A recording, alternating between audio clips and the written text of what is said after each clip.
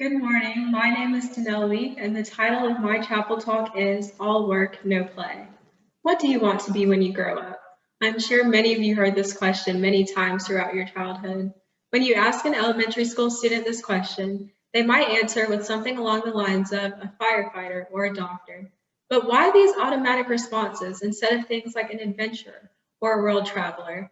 From a young age, children are asked to define their lives based on the job they will hold in the future. I believe this cultural habit is dangerous because the question can easily mold children's minds to associate their personal value solely in terms of work. Instead, it is time to shift to fostering a positive correlation between self and work and childhood in the education system. Childhood is an essential part of a human's life because during this time, we develop life skills, learn, and build relationships. Because of the way the education system is designed, sometimes it fails to structure itself around the varying needs of its students.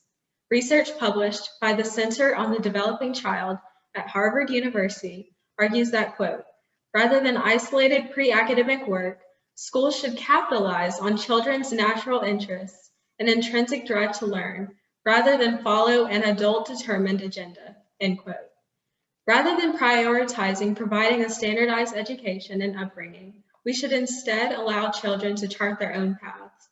With this in mind, the big question is, how do we alter a societal practice that has been around for years on end?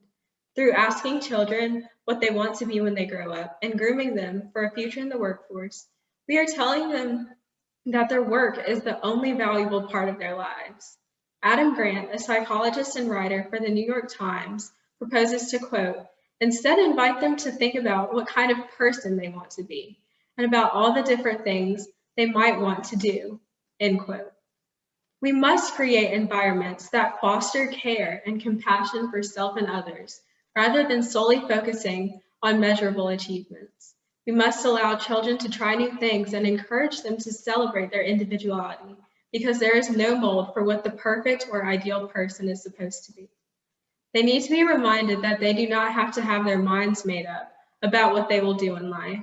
But most importantly, children need to know that personal growth is natural and that it is crucial to never lose sight of what makes them unique because, according to Grant, quote, when we define ourselves by our jobs, our worth depends on what we achieve, end quote. So, to my fellow students, I challenge you to dream big and make working goals for yourself. But I also especially challenge you to never lose sight of the pleasantries of life and little things that make you unique because you are in charge of how you define your life. Thank you.